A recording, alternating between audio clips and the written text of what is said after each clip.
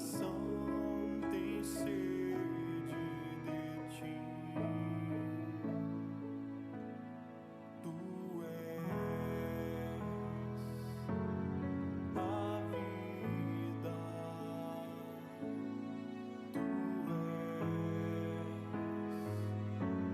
és a vida. E o meu coração tem sede de ti. E o meu coração tem sede de ti.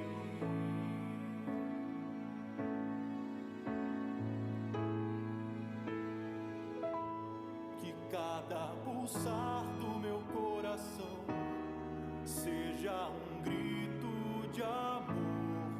E a cada piscar dos meus olhos eu sinta a saudade de te ver. E cada vez que eu respirar, sejas o ar em meus pulmões. Vem ser meu tudo, Senhor. Vem ser meu tudo, Senhor. Vem ser meu tudo, Senhor. Vem ser meu tudo, Senhor. Que cada pulsar do meu coração seja um grito de amor. E a cada piscar dos meus olhos eu sinta a saudade de te ver. E cada vez que eu respirar, sejas o ar em meus pulmões. Vem ser meu tudo, Senhor. Vem ser meu tudo, Senhor. Vem ser meu tudo, Senhor. Vem ser meu tudo, Senhor.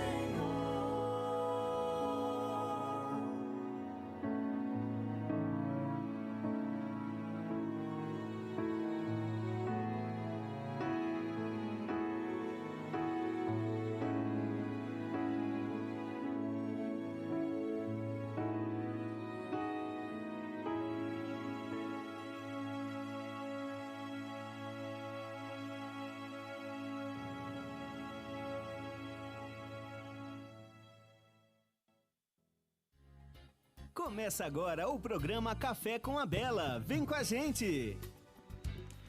Queridos ouvintes, bom dia, quinta-feira, 10 de fevereiro. Estamos aqui às 10 em ponto. Mais um Café com a Bela, comigo. Hoje é aniversário da minha mãe, beijo mãe. Tenha um excelente ano, que o Senhor te cubra de bênçãos e te cure os seus males. Queridos, não sei se vocês se lembram, quem estava aqui semana passada, nós estávamos falando sobre os 4 amores. É uma classificação, digamos assim, que o C.S. Lewis, aquele autor renomado das Crônicas de Nárnia, ele era filósofo, teólogo, então ele escrevia outras coisas que não contos, né, infantis. Ele escrevia coisas mais profundas. Então ele fez essa classificação, né, dividiu os amores. É lógico que não existe uma ciência exata, né? Não é matemático, tudo isso que a gente fala aqui, né? Não é que o Lewis que está certo, né? Mas é uma maneira de enxergar a vida. Talvez as coisas não sejam tão engessadas assim, mas quando a gente classifica, fica mais fácil para nossa cabecinha enxergar as coisas, né? Fica mais fácil para a gente visualizar e, via de consequência, fica mais fácil para a gente viver sem medo. Então, semana passada eu estava falando sobre o amor de afeto e o amor de amizade, também falei. Então, vejam que existe uma pirâmide, como eu falei semana passada. Vou retomar aqui, porque se você perdeu semana passada, para você não cair de paraquedas, né, e ficar sem entender nada. Então, é como se existisse uma pirâmide dos amores, né? Então, você vê na base, tem o afeto. É um amor mais difuso, é um amor mais amplo, é aquele amor que você não dá a vida pela pessoa, é o afeto, né?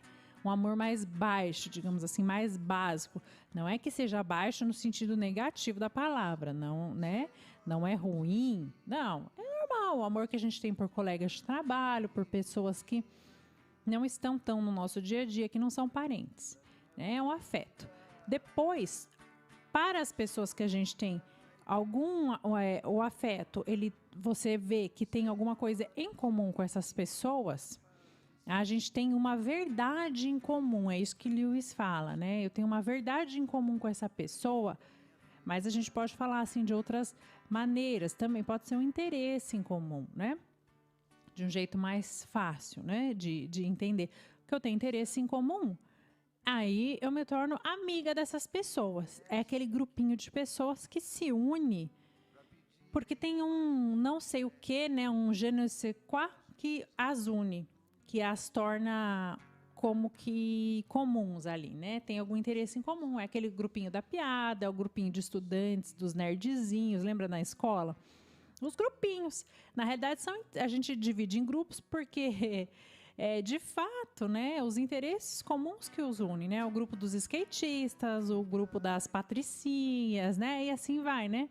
É lógico que esse é um jeito muito superficial de ver a coisa, porque além das aparências, né, não é a aparência que atrai a gente nas pessoas. Pode ser uma primeira impressão, sim, faz seu efeito, tem sua importância, mas depois não é porque eu sou skatista que eu vou gostar de todos os skatistas, por exemplo, né? Mas é o interior.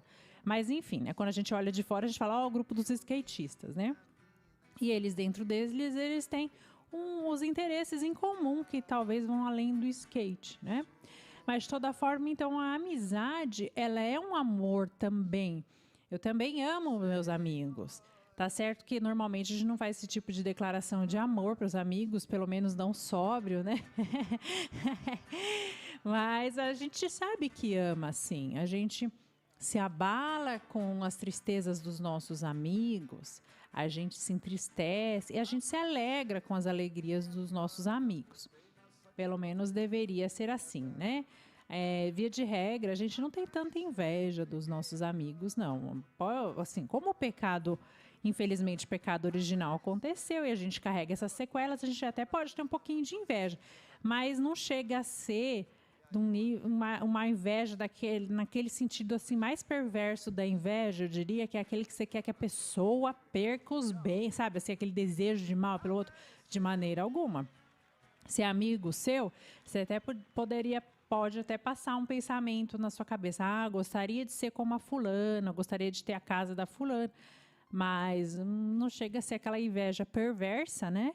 Porque você ama a fulana, então você não quer que ela seja depredada dos seus bens, da sua vida. Você tem uma admiração, de repente um sentimento de comparação, que também é pecaminoso, mas né, não é nada de querer mal, porque você de fato ama aquela sua amiga, né?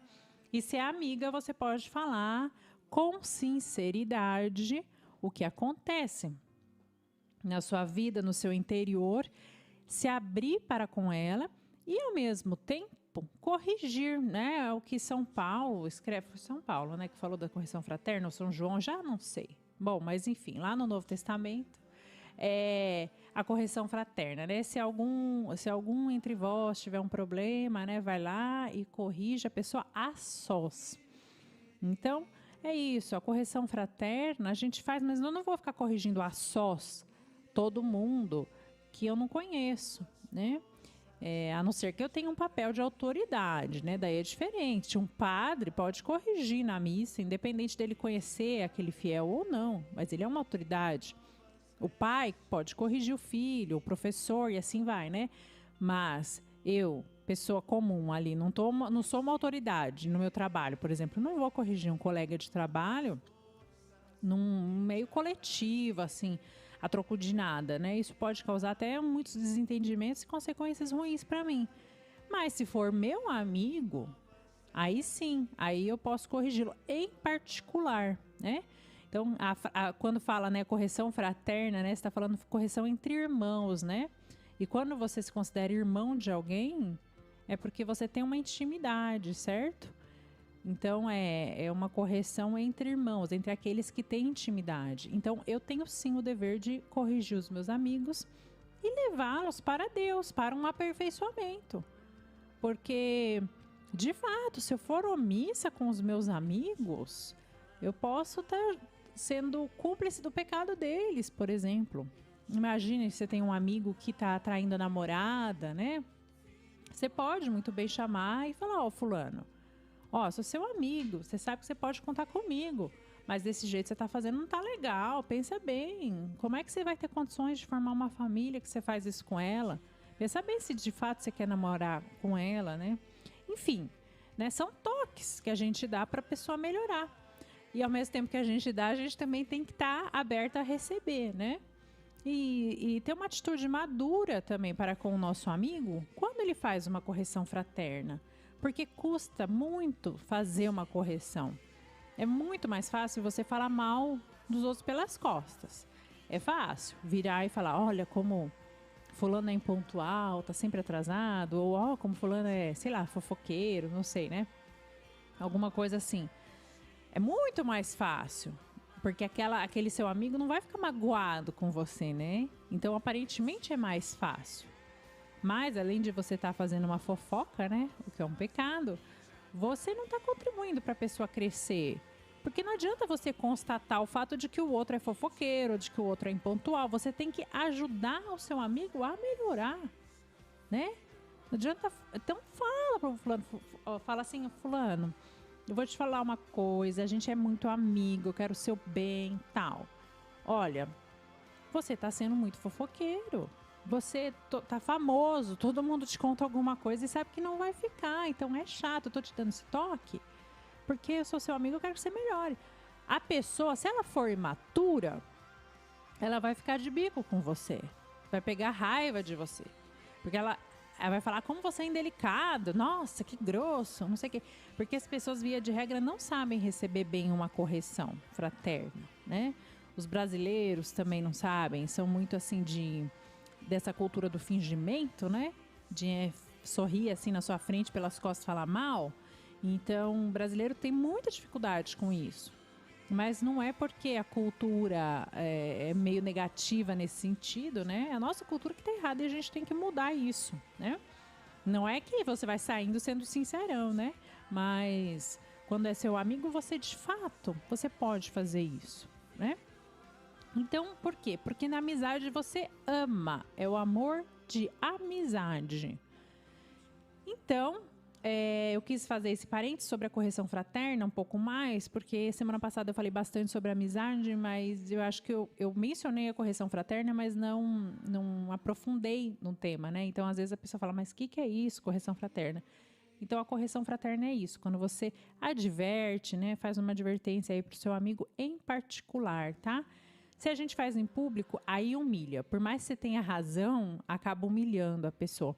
E às vezes até filho, eu diria, né? Como a gente que está num programa de família, né? E o nosso tema é família. Quando a gente vai corrigir um filho, assim, a gente acaba humilhando o filho se a gente corrige muito severamente na frente dos outros. É óbvio que nem toda situação dá para você chamar a criança no canto, né? Imagina uma criança fazendo uma birra, se jogando no chão no meio do shopping. Você não tem condições de chamar ela no canto. Você vai...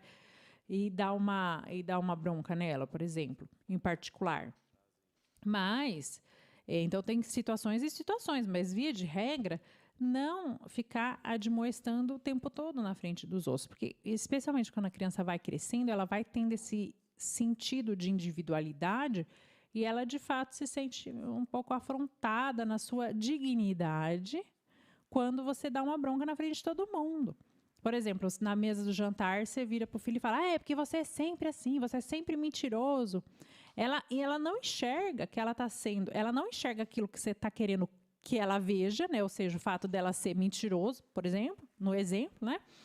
Então, ela não enxerga aquilo porque ela ficou tão humilhada que ela só vai ficar com raiva de você e achando que você que tem uma visão contra ela, que você humilhou ela. Então, ela não capta o seu discurso, ela capta a forma do discurso, entende? Ela capta a humilhação, mas não capta nada do que você falou, né?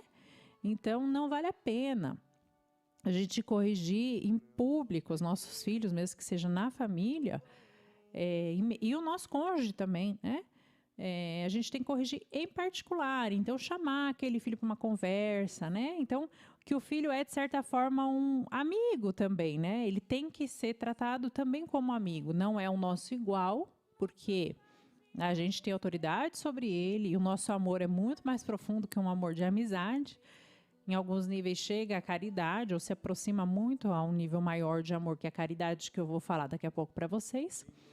Mas existe uma amizade, porque na verdade todos os níveis de amor, gente, conforme a gente vai subindo naquela pirâmide, se eu tenho caridade, eu tenho amizade, né? Eu tenho um certo amor romântico também, né?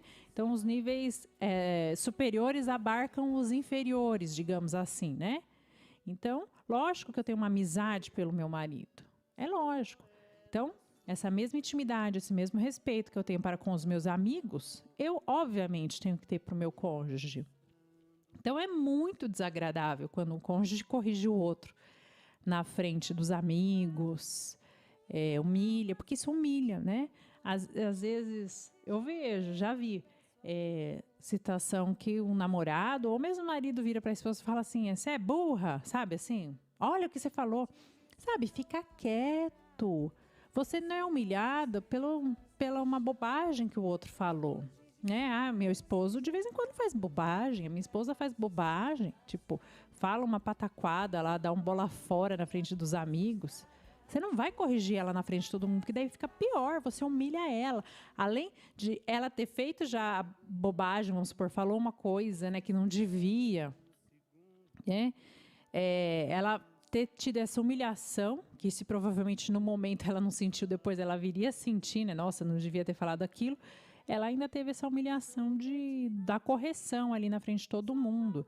E isso é contraproducente, né? Então, de fato, vale a pena esperar o momento oportuno, né? E essa correção fraterna, de que São Paulo, acho que é São Paulo, que nos fala. Se eu estiver falando bobagem, depois vocês falam, mas é São Paulo. Quer dizer, 90% de certeza, né? Quer dizer, não é certeza, né? 90% de achômetro. Enfim, a gente leva para o canto, né? E fala para aquela pessoa em particular, né? Então, e o amor de amizade a gente manifesta dessa forma. Então, a correção fraterna, ela é sim importante, é um jeito que Deus nos deixou para justamente a gente levar essas nossas pessoas que a gente ama tanto, os nossos amigos, nossos cônjuges, os nossos filhos, para o céu, né? Que a correção fraterna também serve isso, para você ajudar a pessoa a ir para o céu, né? Você não vai corrigir ela, você não está sendo pão duro o suficiente. Não, é o contrário, geralmente você vai corrigir a pessoa para uma virtude, né? Tenha mais comedimento ao falar, seja menos curioso ou coisas do tipo, né? Mas, enfim, passado isso, vamos agora subir de nível. Vamos falar um pouquinho do amor romântico. É o chamado amor eros. E aí é importante fazer uma distinção que o Lewis faz. Ele fala assim, quando você tem um desejo erótico por uma pessoa, você não tem um amor eros, tá? Isso aí não é amor. Ele fala assim, um homem lascivo andando na rua, um homem lascivo, que quer dizer um homem promíscuo, um homem... Vocês entendem, né? Que é lascivo. Que eu tô querendo explicar porque eu tenho medo que às vezes eu uso algumas palavras que algumas pessoas falam, é difícil, né? Um homem lascivo quer dizer um homem cheio de desejo. Um homem tarado, um homem tarado andando na rua. Um homem tarado andando na rua, ele não quer uma mulher. Olha só o que o Lewis fala. E isso serve também para os homens, tá? Que como o Lewis era homem, né? Ele escreveu usando a primeira pessoa. Então, um homem lascivo andando na rua, ele não quer uma mulher. Ele quer um objeto, um prazer que, por coincidência, pelo acaso, o objeto daquele prazer, ou o meio, o instrumento para conseguir aquele prazer, é por acaso uma mulher. Então, vejam. Um tarado andando na rua, ele não quer o amor de uma mulher. Ele só quer uma mulher porque ele quer o sexo. Tanto é assim que ele pode ir atrás de uma mulher e a gente diria para o Lewis, né? Hoje em dia já tem várias possibilidades. Ele, de fato, né, poderia ter travestis e tudo mais, né? Hoje em dia tem uma gama de possibilidades, né? Que na época do Lewis não tinha, ou pelo menos não era evidente, né? Então, quer dizer, vejam, um homem tarado, ele não quer um amor de uma mulher. Ele quer só aquele prazer. E depois de desfrutar daquele prazer, o que ele faz? Olha só o que Lewis fala. Quem acaba de fumar um cigarro, não guarda o maço no bolso. Você amassa o maço e joga e descarta. É isso. O homem lascivo, o homem tarado, ou a mulher tarada também, né? A gente pode pensar, né? Ela não quer, ela não guarda um maço de cigarro depois de fumar. Não guarda aquela pessoa depois de usá-la. Aliás, uma pessoa assim, né, o sujeito que é tarado, que é um estuprador, sei lá o quê, primeira coisa, ele descarta a sua vítima, abandona, mata, enfim, né?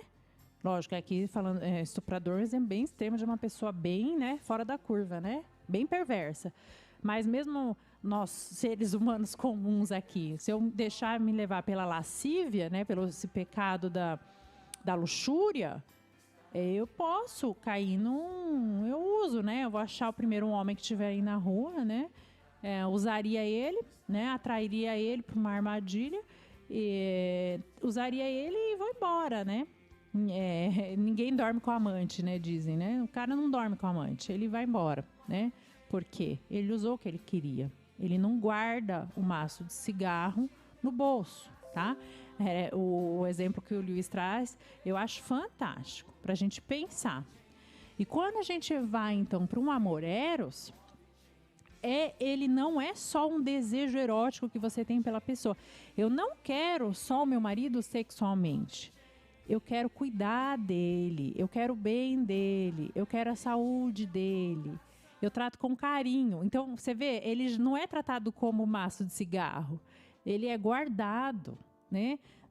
Então, ao mesmo tempo, a gente pode pensar, muitos casamentos, infelizmente, vivendo errado. São vividos de forma errada, né? Por ignorância, por um defeito na formação da personalidade, mas, o marido trata mal a mulher, dá patada nela o dia inteiro. Aquele dia, à noite, na hora de dormir, resolve, começa a beijar, começa a falar palavras carinhosas, eu te amo, tal. Pode usá-la, né? Usar do sexo que não é pecaminoso, no caso, né? Ele é um sexo que é unitivo, une duas almas em conjunção carnal ali também, alma e corpo e tudo mais, né? O matrimônio é feito para isso.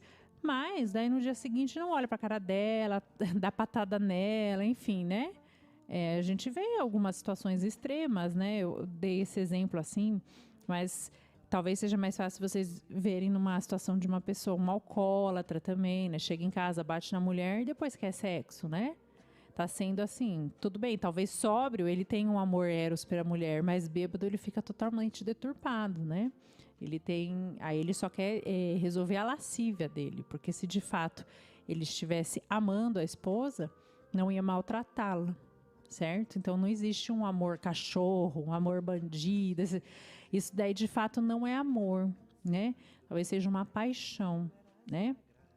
Então vocês veem que o amor eros, ele vai para um nível mais profundo. Eu quero o bem dessa pessoa. Eu desejo o corpo dela, sim.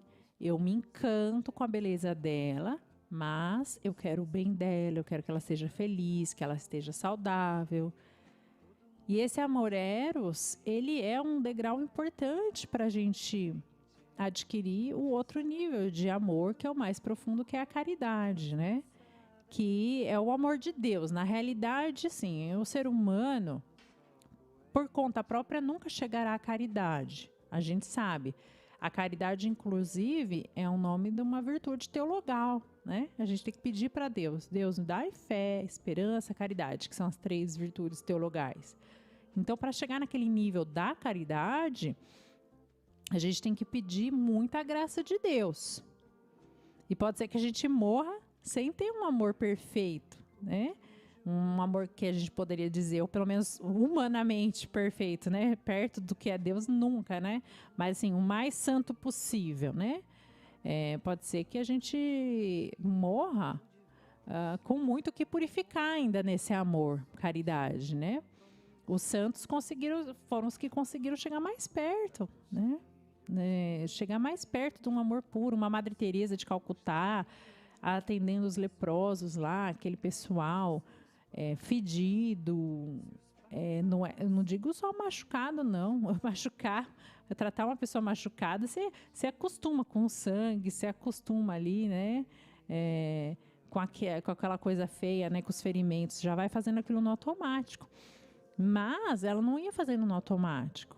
Ela agia como se o sujo não fosse sujo, como aquele fedor horrível, fedor de urina, não fosse fedor, porque ela conseguia transcender aquele amor, né? Ela conseguia pensar, vou dar tudo aqui para esse meu irmão, porque ele é um filho de Deus e Deus morreu por ele também, né? Então, quando você consegue ir nesse patamar, você está vivenciando um amor que é uma graça de Deus, uma participação aí dessa caridade divina, né? Então é muita graça de Deus chegar nesse nível de amor, né? Graça e correspondência, como vocês devem saber, né? A gente vai ganhando mais graça cada vez que a gente corresponde também, né? Você não sobe uma escadaria de uma vez, então você sobe um degrau, depois o outro, né? Então Deus manda a graça, a gente corresponde, recebe a graça, e daí a gente vai crescendo, né, em graça, né, e Deus vai mandando conforme a gente vai crescendo, né, e Ele não manda além da necessidade, Ele não manda uma escada rolante, né, Ele vai mandando um degrau, depois o outro, e assim vai, né.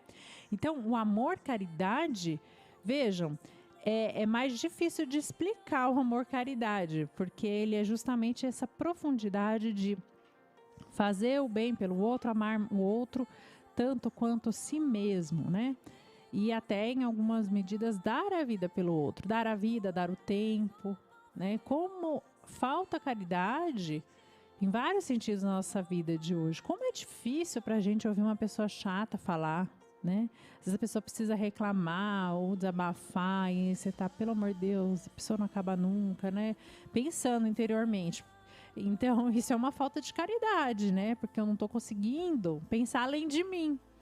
Eu estou pensando só nas minhas coisas, no meu tempo, no que eu tenho para fazer. Essa mulher está tomando meu tempo, essa pessoa, né? Enfim, porque está faltando caridade. Então, vejam, o amor eros, ele já está ali no intermédio, né? Você já está vivendo um passinho, você já está mais perto da caridade, da verdadeira caridade, que é esse amor de Deus. Por quê? Você escuta seu marido ou a sua esposa, né? É mais o contrário, acho que é mais eles que nos escutam do que o contrário, né? Você escuta a esposa reclamar ou falar da vida, né? Mesmo que você ache uma chatice, você tá lá escutando, é por caridade, né? Que você não fala, mulher, vai para aquele lugar, mulher, vai pro tanque, entendeu? Porque você tá num amor eros, você ama, você quer o bem. E se o bem dela é, inclusive, reclamar, se o bem dela é, inclusive, desabafar, se ela precisa disso para se acalmar, então você entende isso, né? E faz isso, procura vivenciar, lutar por aguentar, por amor, aquilo que a pessoa faça. Então, veja, o verdadeiro eros está muito ligado à caridade. Então, o eros é esse desejo erótico que você tem, mas é mais do que isso, é o amor romântico, é um amor, aquele de você querer o bem e querer dar a vida. Eu espero que vocês tenham entendido. Eu acho que ficou simples, né? Enfim, então, o amor eros verdadeiro falta nos nossos lares também. Porque, assim como eu sou amiga do meu esposo, né, eu vou fazer a correção fraterna, da qual eu já falei, eu vou amá-lo romanticamente, eu vou desejá-lo fisicamente. Então, a gente sabe, um casamento sem sexo, por exemplo, é muito difícil de sobreviver, né? É lógico, né? Sem sexo que eu tô falando, porque por vontade das partes, eu diria, né? Não por questões de doença, a mulher no puerpério, é lógico que vai sobreviver. Todo mundo sabe que a mulher, quando ganha bebê, tem um período de resguardo, né? Aliás, os maridos são craques em contar, porque se você finge que você não lembra, quando que dá os 40 dias, certeza que o marido vai lembrar. Então, assim, tem um período de resguardo, né? Não é porque ficou 40 dias sem estar junto ali, ter aquela união conjugal, que vai acabar o casamento. Ou faz uma cirurgia, ou uma situação mais trágica, né? Um sofre uma paralisia, continua o casamento, né? Porque justamente o casamento ele é chamado a essa entrega total. Quando a gente fala nos votos matrimoniais na saúde e na doença, isso é de fato uma inovação do cristianismo.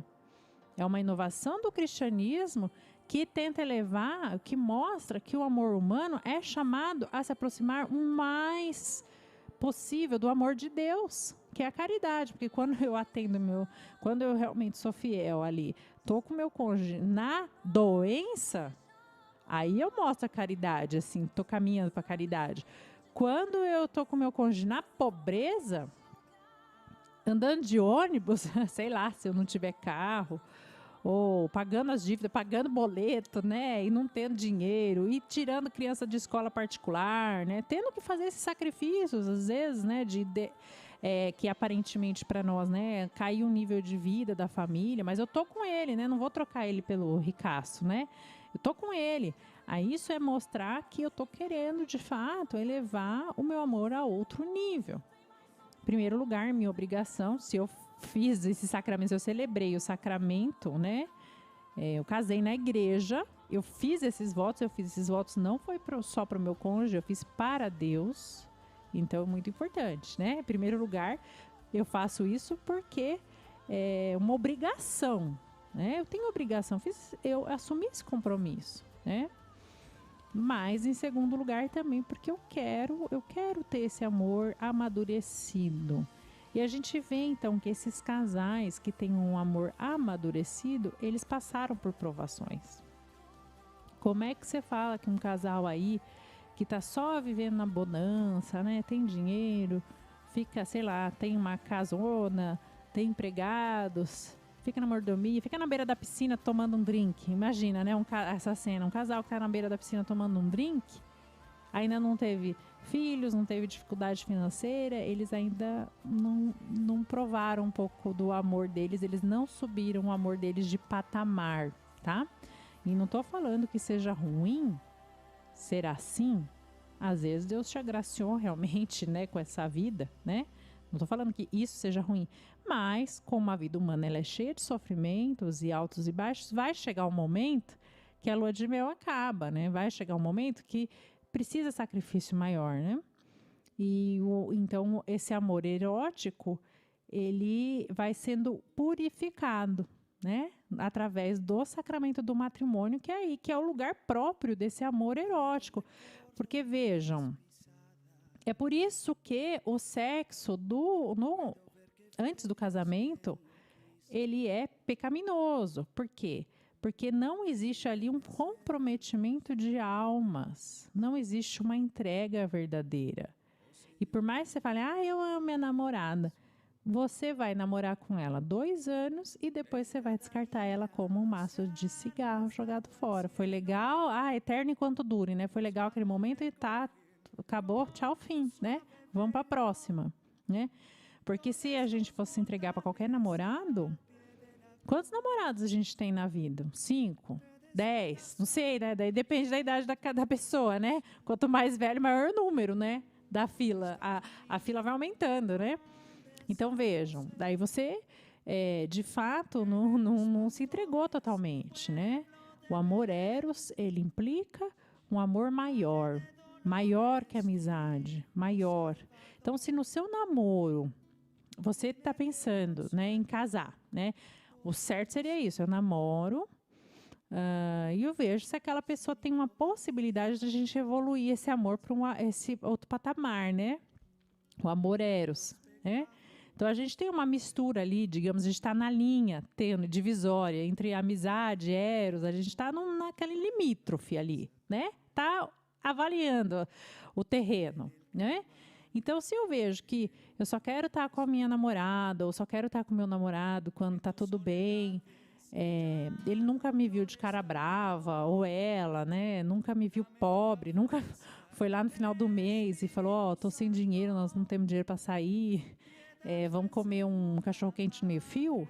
Se isso não aconteceu ainda, então é bom que aconteça. Providencia aí essas situações, porque, gente, um cachorro-quente no meio-fio não é nada comparado às provações depois de uma vida de casado. Não é nada comparado a boleto, hipoteca e financiamento de carro, né? Não é nada, não é verdade? Fala, graças a Deus você tinha o cachorro-quente quando você era namorado, né? E reclamava, né? Enfim, então a gente está averiguando o terreno, mas a gente ainda não chegou num nível de amor. De amor maior, de amor eros, né? A gente chega nesse nível quando a gente, de fato, promete ser fiel àquela pessoa e começa a ter esse cuidado maior com aquela pessoa, né? Até que, no casamento, há o grande chamado da caridade, desse amor caridade para nós. Acho que falei demais, vou fazer o primeiro intervalinho então. Espero vocês daqui a pouquinho. Já voltamos.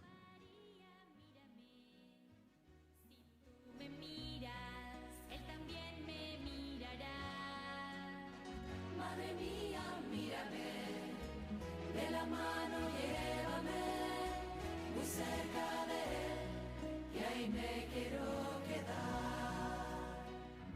María, cúbreme con tu manto, que tengo miedo, no sé rezar, que por tus ojos misericordiosos tendré la fuerza, tendré la paz.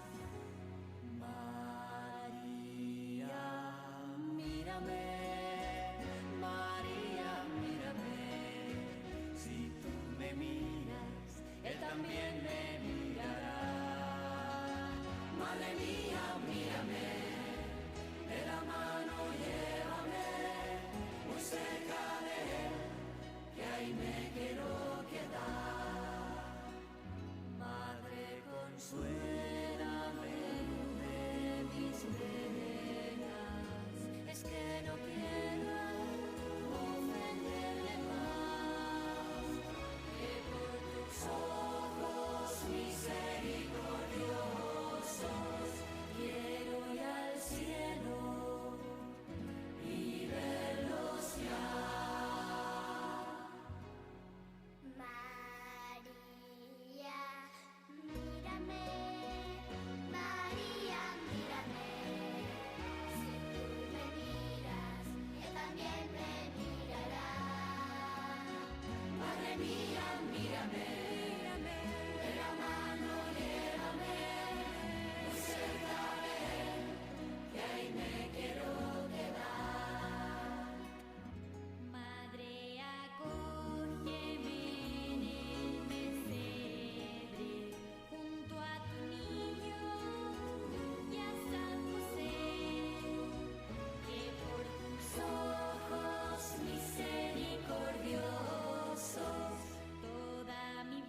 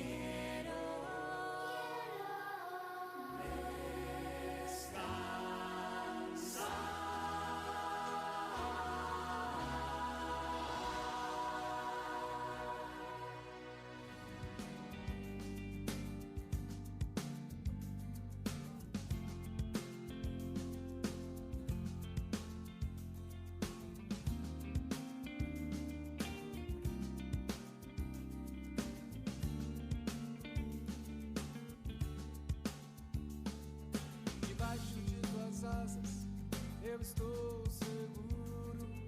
Correndo aos teus braços, eu encontro abrigo. Mergulhando no teu rio, eu me encho de vida. Quando estou em sua casa, sinto seu perfume. Eu ouço tua palavra, eu fico mais forte. Meu Deus, como é bom estar perto de ti. Se uma porta se fecha, outra se abre. Se eu sinto medo, o Senhor me dá coragem. Guia-me na justiça, por amor do teu nome. Você está ouvindo Café com a Bela, com Isabela Bacarim. É um programa para você e sua família. Vem com a gente! Queridos, voltando aqui falando sobre os amores, né?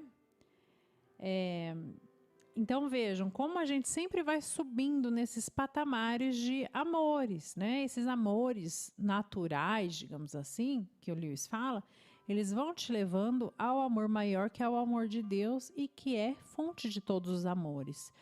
Vejam que uma pessoa muito mesquinha, muito fechada, ela vai ter dificuldade de amar a Deus, ela vai ter dificuldade de amar o cônjuge, ela vai ter dificuldade de amar os amigos, ela vai ter dificuldade de amar os vizinhos. Então vejam que essa dificuldade, ela meio que vai se refletindo, né, em todas as searas. E o chamado do homem é realmente ter essa completude do amor, até o amor caridade. A gente é chamado a participar disso, porque quando Cristo, né, fala ame o próximo como a si mesmo, ele não está falando ame o próximo mais do que a si mesmo. Quer dizer, você tem que se amar, mas você tem que amar o próximo tanto quanto você, né? Amar por mim, né? Pelo meu amor, né? O amor de Cristo, né? Nesse sentido. Então, uma pessoa que tem dificuldade de cumprimentar os vizinhos, por exemplo, dificuldade de se importar com os vizinhos, pensando no amor afeto, o amor mais básico, ela vai ter muito provavelmente dificuldade de fazer amizades também, porque ela não se abre, né, às pessoas, não se abre nem ao afeto, quiçá à amizade, né? Então ela vai ter muita dificuldade de evoluir para esse outro tipo de amor. Mais dificuldade ainda no amor eros e muita dificuldade ao amor de Deus. Então, uma pessoa que também tem dificuldade de expressar o amor para os vizinhos. Para os vizinhos a gente não fala eu te amo, né? É diferente, mas parar, sorrir, falar um bom dia, né? Você tem essa dificuldade de expressar até esse amor mais básico, humano, que não fala eu te amo para a esposa, né? Ou nunca falou, alguma coisa assim. Não fala que gosta, ou não mostra, né? De repente a gente não fala propriamente, mas não mostra com detalhes, sei lá, que ama os nossos amigos, vai ter muita dificuldade de mostrar esse amor a Deus. Então, tá tudo muito interligado e a gente tem que ter esse olhar de tanto treinar a nós próprios para crescer sempre em direção a esse amor caridade, quanto treinar os nossos filhos e aquelas pessoas pelas quais a gente é responsável. Eu lembro muito bem do meu marido, quando a gente era namorado, uma vez, eu não sei se ele falou quando a gente era namorado ou se falou depois de casado, já não lembro, mas me marcou. Ele falou assim, me incomoda o fato de que você chega no restaurante e você não fala oi pro garçom. E, de fato, eu não fazia isso. Eu chegava no restaurante e o garçom era tipo assim, um ser que tá lá, um robozinho para me servir, né?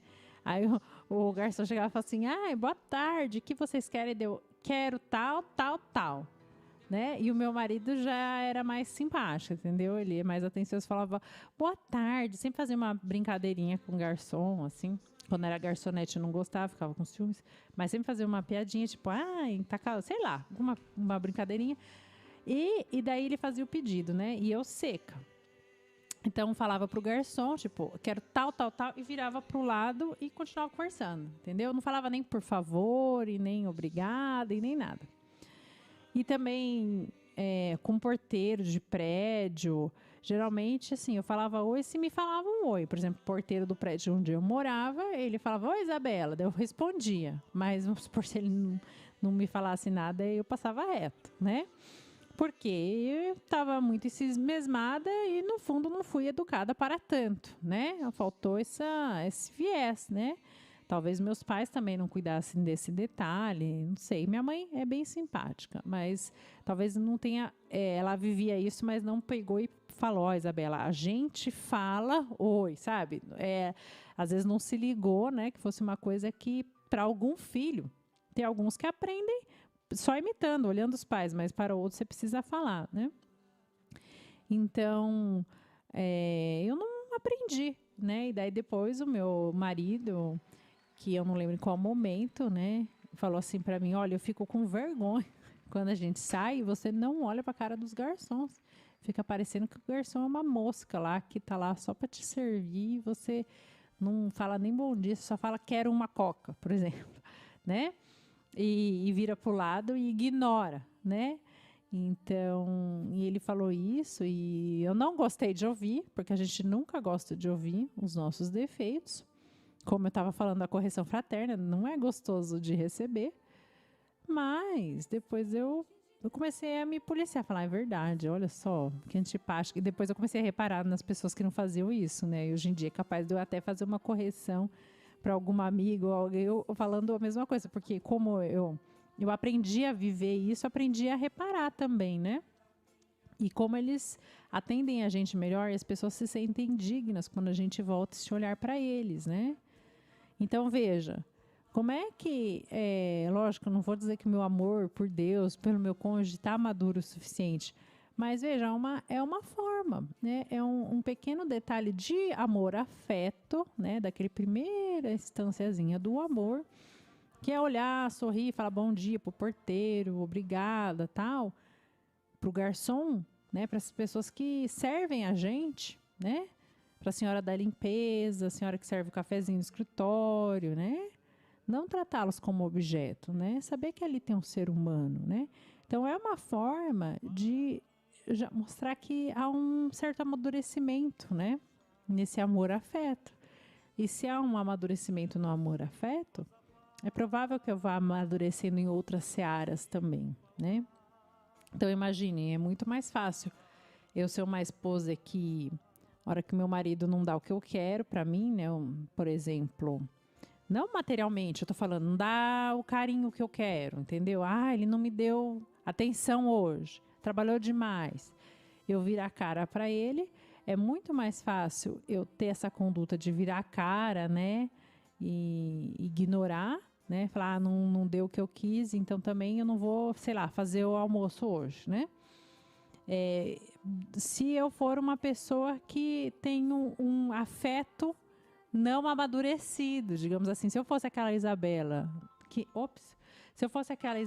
que não cumprimenta, não cumprimentasse os garçons, se eu fosse até hoje, é provável que eu fosse muito mais vingativa ou mais utilitarista na minha relação conjugal, né? O que é o utilitarismo? É isso, utilizar as pessoas, né?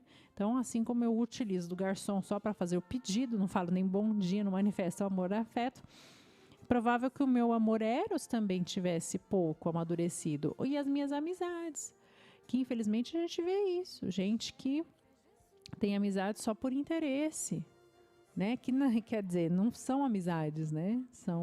São interesses disfarçados de amizade, né? Porque quando a gente quer o bem, posso até começar uma amizade por interesse. De fato, isso acontece, né?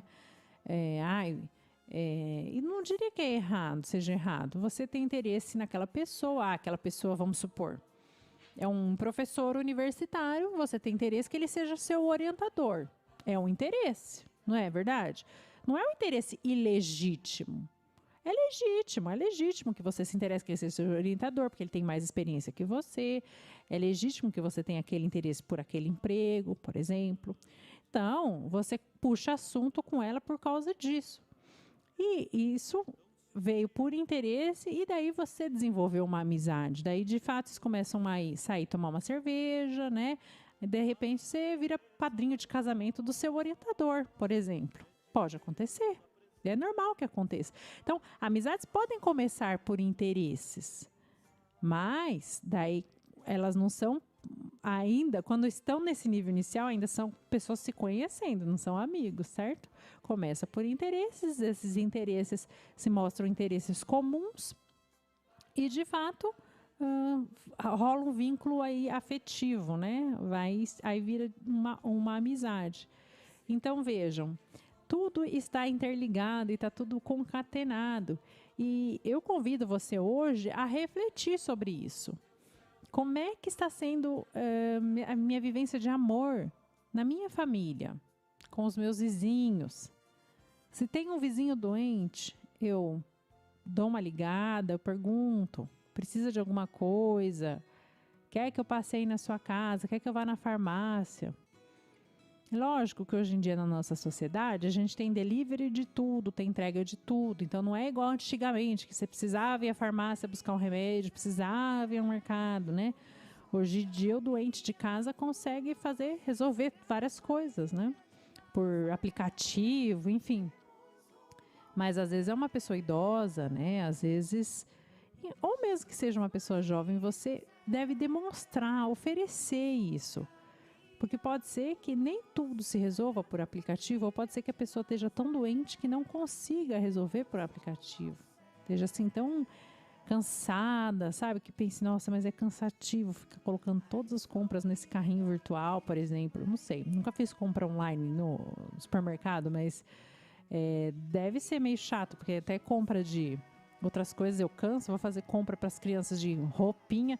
Quando você fala, é rapidinho aqui. Quando você vê, você ficou 40 minutos no site. Quer dizer, uma pessoa cansada, doente, né? Demanda energia também. Então, a gente... Não é porque a sociedade foi alterando os modos de consumo, os modos de vida, e de certa forma facilitando para os doentes, para os idosos e tudo isso, que a gente não possa se abrir a esse nível mais básico, o afeto, né? Então, manda uma mensagem para o seu vizinho. Mesmo que você saiba que ele vai falar, não, obrigada, não preciso de ajuda, mande uma mensagem. Não tenha medo de falar, fulano, você está melhor. Mostre sua preocupação. E, na realidade, a gente pode começar mostrando uma preocupação, mesmo que ela não seja tão genuína. Isso que é interessante a gente ensinar para os nossos filhos. Veja, eu não preciso estar... Nossa, mas mãe, como que eu vou mandar uma mensagem assim para minha amiga? Você está melhor? Eu, de fato, não estou tão interessada se ela está melhor. Para mim, tanto faz. Mas, filha, pergunta, vai, é educado. Primeiro você fala assim, é educado. E depois ela começa a se preocupar. Você vai ensinando o seu filho a ir aprofundando nas relações, aí pensando no outro, aí amando o outro. Então não começa nada do dia para a noite. Eu começo me forçando mesmo. Falar, aquela fulana do grupo de jovens, ela tá doente. Ai, na verdade, né, se só uma gripezinha, por exemplo, eu poderia pensar, tá? Eu tô fazendo um pensamento bem mesquinho, assim, bem, né? De uma pessoa bem, que tá egoísta, assim, que ainda não aprendeu, né? Então, é só uma gripezinha, não é nada. Daí alguém fala, mas é educado mandar mensagem. Aí você fala, tá bom, vou mandar mensagem só para não ser deselegante. E você pergunta, como você está e tal, e você vê que a outra pessoa fica feliz, sabe? E fala assim, oi fulana, não, obrigada por perguntar. E você vê que a pessoa, de fato, valorizou aquilo, aquela pergunta que você fez, aquele coisa que foi só por educação. E daí... Lá pelas tantas, né, talvez na quinta vez, ou não sei, conforme você for fazendo isso até por educação, você vai ficando com um certo sentimento mesmo. E das outras vezes começa a realmente pensar. Eu quero saber se ela está melhor. Será que ela está melhor? E das outras vezes que você pergunta, não vai ser mais só por educação, porque você vai ver como é importante que os outros recebam uma mensaginha. Né? Você está melhor? Seu marido está melhor? Ele sarou daquela gripe? Seu marido saiu da UTI? Como é importante mostrar esse amor de afeto. Então, isso que eu estou dando exemplo é para vocês verem de uma forma bem clara que a gente vai crescendo nos amores e que a gente é, muitas vezes, ensinado ou um pouquinho forçado, né? Forçado através de uma correção, de alguém que nos ensine, né? A ir evoluindo. E que esses amores, a vivência deles, o tato, a delicadeza que a gente vai aprendendo a ter no nível mais básico de amor, no nível de afeto, ela vai ser refletida e levada para frente para as outras esferas. Então, quanto mais delicada eu for com o meu próximo, mais delicada eu vou ser com Deus. Vejam só. Então, uma Madre Teresa, como eu citei anteriormente, ela era tão delicada ali com aqueles leprosos, com aquelas pessoas, né? Naquele estado de calamidade, num estado assim deplorável. Então imagine o tanto de carinho, de amor que ela não tinha, de delicadeza no trato com Deus, na vida íntima dela. Porque uma coisa é reflexo da outra. Não é muito bonito a gente pensar assim? E pensar que quando eu estou melhorando no meu trato carinhoso, no meu trato, na minha delicadeza para com o meu cônjuge, eu estou também melhorando para Deus. A gente vai adquirindo essa delicadeza de alma. Se eu recebo o meu cônjuge, por exemplo, bom dia, sabe? Só se for para você. Bom dia só para você. Hoje eu tô brava, não fala comigo, não gostei do que você fez, assim, de um jeito bem grosseiro, como será que eu vou receber a Jesus na Eucaristia, né? Então, provavelmente não vai ser do modo mais amoroso possível, né? Então, o meu convite para vocês é esse, que vocês se esforcem para crescer nesses amores, para vocês se esforçarem em crescer em delicadeza, para se esforçar em levar o próximo para Deus, que todos os amores são importantes e nós somos chamados a esse amor maior, que é o amor de Deus, é o amor caridade. Queridos, eu não aprofundei demais no amor caridade, porque o amor caridade, gente, tem livros e livros para se aprofundar, né? E eu não sou teóloga aqui, não tenho base, mas eu acho que eu dei um mínimo para vocês.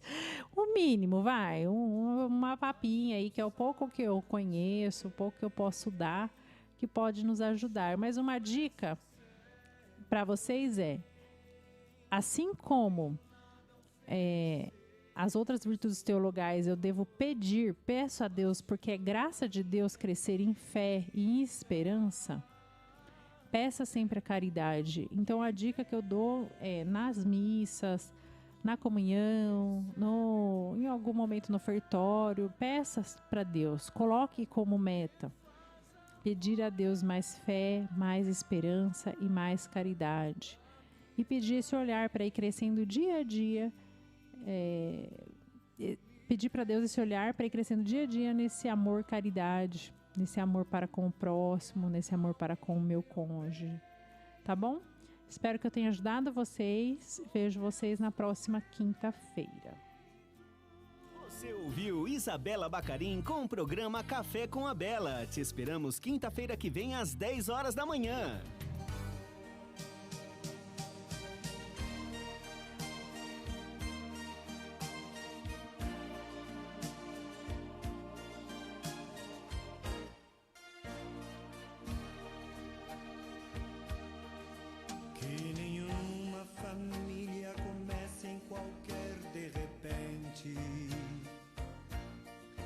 Que nenhuma família termine por falta de amor.